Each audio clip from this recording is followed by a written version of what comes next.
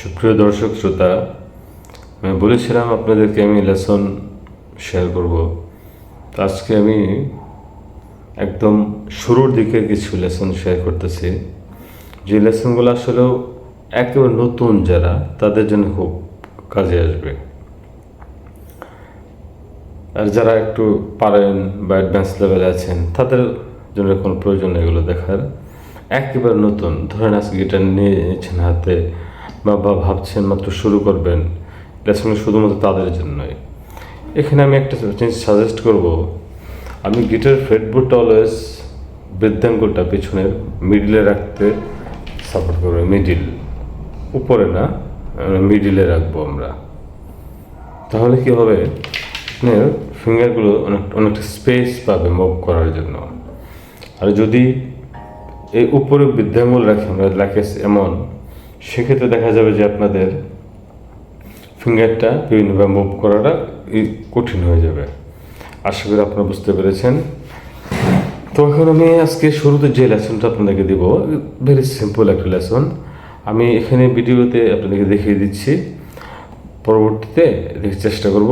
যদিও আমি নতুন, যে যে ফিঙ্গার এবং ফ্রেটগুলো ব্যবহার হয়েছে তা কোনোভাবে লিখিতভাবে আপনাদেরকে দেওয়া যায় কিনা।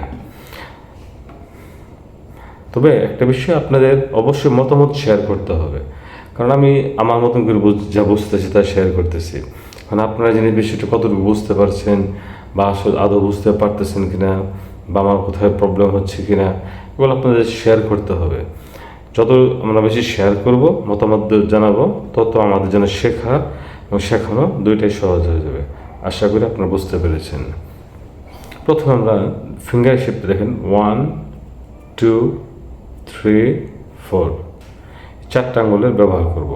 আর ফিঙ্গারিং এক্সারসাইজ করার মূল উদ্দেশ্য হচ্ছে আমাদের প্রত্যেকটা আঙ্গুলের স্ট্রেংথ বাড়ানো, আঙ্গুলগুলোর বিভিন্নভাবে মুভ করার মতন দক্ষতা তৈরি করা, পাশাপাশি যেন দুই হাতের লেফট হ্যান্ড এবং রাইট হ্যান্ড সমন্বয়টা ভালো হয়।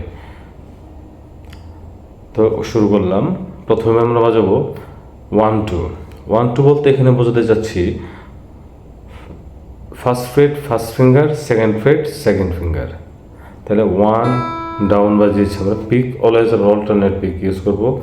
First note down, second note up, down up down up, এভাবে।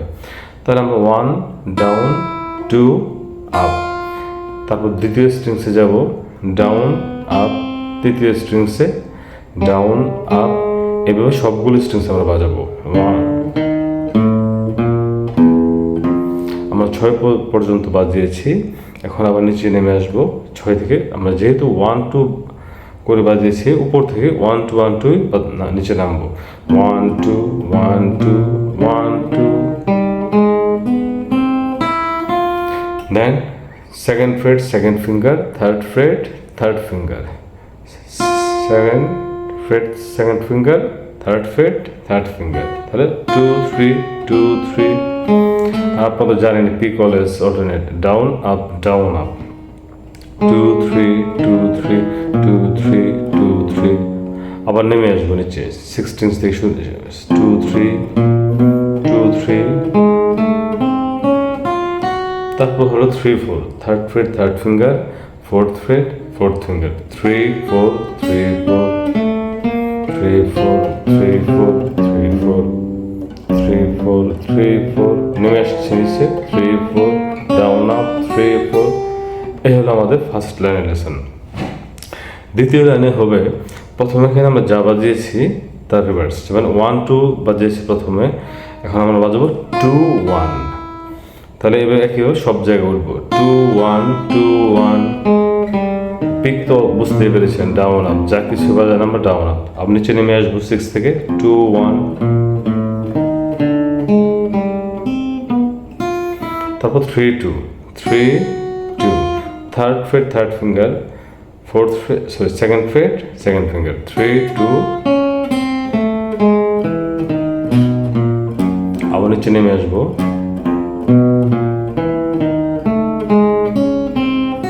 তারপর 4 3, fourth freight fourth finger, third fret third finger,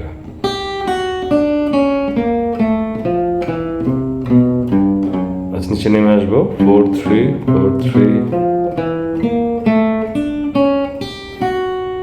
এই যে আজকে 3-6টা লেসন দিয়েছি আপনাদেরকে, এগুলো আপনারা করবেন। শুরুতে একবারে ধীরে ধীরে বাজাবেন, একদম স্লোলি, 1-2 বা 2-3। কারণ শুরুতে স্পিড বাজানোর চেষ্টা করবেন না। শুরুতে আমাদের মূল ইম্পর্টেন্ট হচ্ছে ফিঙ্গারটা ভালো করে ধরা। যেমন দেখেন, আমি বাম হাতটা যে আপনাকে দেখাই, একটা হচ্ছে এইভাবে ধরে আঙ্গুলগুলো ধরা, আরেকটা হচ্ছে এইভাবে না, এইভাবে। আমি আপনাদেরকে সাজেস্ট করবো এইভাবে ধরবেন। এইভাবে ধরলে পরবর্তীতে আপনি যখন কর্ডস বাজাবেন বা বিভিন্ন স্কেল বাজাবেন, তখন আপনার সাউন্ডগুলো পরিষ্কার হবে এবং একটা স্ট্রিংস ধরলে অন্য স্ট্রিংসে ফিঙ্গার লাগার সম্ভাবনা কমে আসবে। সেক্ষেত্রে আপনার সাউন্ডগুলো আশা করি ক্লিন হবে। আশা করি বুঝতে পেরেছেন। এইভাবে ধরবেন না, এইভাবে ধরবেন। আর ধীরে ধীরে বাজানোর আরেকটা উদ্দেশ্য হচ্ছে আপনাদের মিউজিকের ক্ষেত্রে, গিটার শেখার ক্ষেত্রে লেফট হ্যান্ড রাইট হ্যান্ড দুই হাতে কম্বিনেশনটা খুব জরুরি। আপনাদের যদি দ্রুত বাজান, দেখা যাবে আপনাদের ফিঙ্গার শেপটা ভালো করে হচ্ছে না, অথবা ডান হাতে স্ট্রোকগুলো ভালো করে হচ্ছে না। আর যদি ধীরে ধীরে বুঝে বুঝে বাজান, তাহলে দেখা যাবে আপনার শব্দগুলো পরিষ্কার হচ্ছে, দুই হাতের সমন্বয় ভালো করে হচ্ছে এবং ফিঙ্গারটা যেভাবে বসা উচিত ঠিক সেভাবে বসছে। এইভাবে ধীরে ধীরে যখন কিছুদিন বাজাবেন, একটা পর্যায়ে দেখা যাবে দুই হাত বস অ্যাডজাস্ট হয়ে গেলে এমনিতে আপনাদের স্পিড বেড়ে গেছে। আর আমি আমার মতন করে আজকে লেসনটুকু শেয়ার করেছি। আপনাদের যদি কোনো কিছু জানার থাকে বা কোনো কিছু বুঝতে সমস্যা হয় বা কোনো পরামর্শ থাকে, আপনারা প্লিজ আমাকে কমেন্টস করে জানাবেন। আর এই ভিডিওটা শুধুমাত্র ডেডিকেশন আপনাদেরকেই, যারা নতুন করে মিউজিক শিখতে আসছেন। তো একটা কন্ডিশন, সেটা হচ্ছে চেষ্টা করবেন ধীরচিত্তে ডিটারমাইন্ডলি প্র্যাকটিস করতে। আর যখন প্র্যাকটিস করবেন তখন এই একটু নীরবে চলে যাবেন, তাহলে কনসেন্ট্রেট হতে পারবেন ভালো করে। আর যা বাজাচ্ছেন বুঝে বুঝে বাজাবেন, ধীরে ধীরে বাজাবেন। আমি আস্তে আস্তে আস্তে আস্তে সময় সুযোগ অনুযায়ী আপনাদেরকে আমার ক্ষুদ্র জ্ঞান অনুযায়ী যে যতটুকু বুঝি জানি আমি আপনাদেরকে শেয়ার করবো, যেন আপনারা ঘরে বসে শিখতে পারেন। Thank you everyone, good lakh.